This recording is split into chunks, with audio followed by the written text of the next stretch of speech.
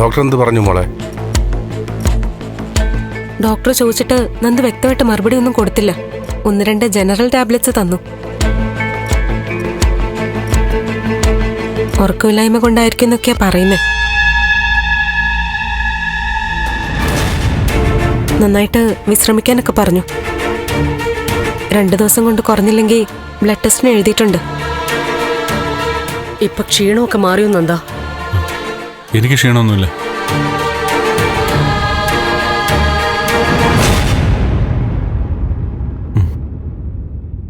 പനിയുണ്ട്. ഡോക്ടർ പറഞ്ഞതുപോലെ നന്നായിട്ടൊന്ന് വിശ്രമിക്കണം. എന്തെങ്കിലും കഴിച്ചിട്ട് കുറച്ചു നേരം ഉറങ്ങിയാൽ മതിയായിരുന്നു. മോനെ കഴിക്കാൻ എന്തെങ്കിലും എടുക്കട്ടെ? എനിക്കൊന്നും വേണ്ട. മോളുടെ ഇന്നത്തെ പ്രോഗ്രാം എല്ലാം മുടങ്ങിയല്ലോ. ഓഫീസിൽ ഇൻഫോം ചെയ്തിട്ടില്ലേ? ഊവച്ച, ഒരു പ്രധാനപ്പെട്ട കാര്യം ഉണ്ടായിരുന്നു ഇന്ന്. എന്താ മോളെ? ഷാരിയുടെ കോളേജില് ആർട്സ് ഡേ ഇനാഗുറേഷന് എന്നെയാ വിളിച്ചിരിക്കുന്നത്. നേരത്തെ ഏറ്റതാ. അവരൊക്കെ എന്നെ പ്രതീക്ഷിച്ചിരിക്കുക. സമയം കഴിഞ്ഞിട്ടില്ലല്ലോ. മോള് പോയിട്ട് വാ. മരുന്നൊക്കെ ഞങ്ങൾ കൊടുത്തോളാം. അതെ, ചെറിയ പനിയല്ലേ ഉള്ളൂ, ഞങ്ങൾ നോക്കിക്കോളാം. മോള് പോക്കോ. എന്നാ വാ നന്ദു, മുറിയിലോട്ട് പോയി ഒന്ന് റെസ്റ്റ് എടുക്കാം. വാ ചെല്ലു മോനെ. വാ.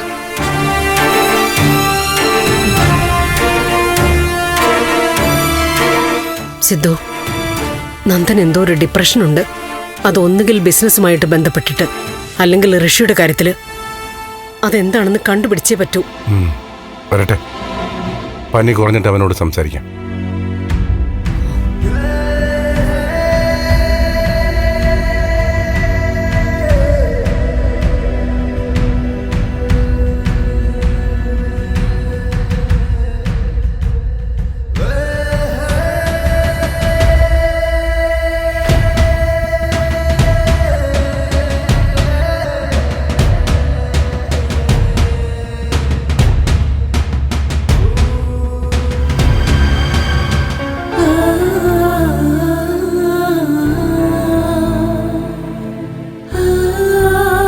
നന്ദു, സമാധാനമായിട്ട് വിശ്രമിക്ക.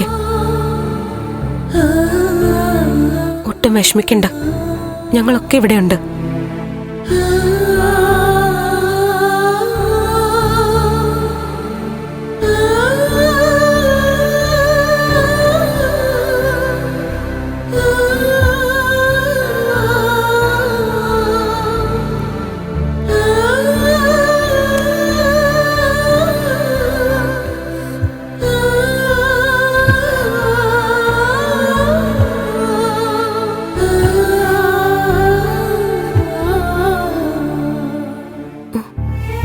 എന്താ നന്ദു, വീണ്ടും ബുദ്ധിമുട്ടെന്തെങ്കിലും ഉണ്ടോ? പറ നന്ദു എന്നോട്, എന്താ ബുദ്ധിമുട്ട്? ഒന്നുമില്ല. എന്തായാലും ഇന്നിനി നന്ദു ഓഫീസിലൊന്നും പോവണ്ട. കെവിനോട് ഞാൻ പറഞ്ഞിട്ടുണ്ട് നന്ദുവിന് പനിയാന്ന്. ഡ്രസ് മാറ്റ്. ടീഷർട്ട് എടുത്ത് തരട്ടെ? വേണമെങ്കിൽ ചൂടുവെള്ളത്തിലൊന്ന് മേല് കഴിക്കോ.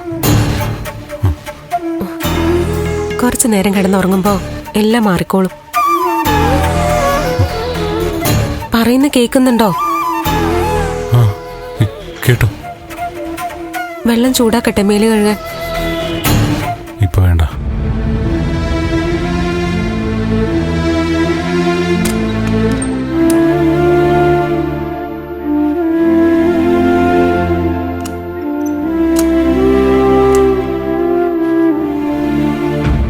ഡ്രസ് മാറ്റ്.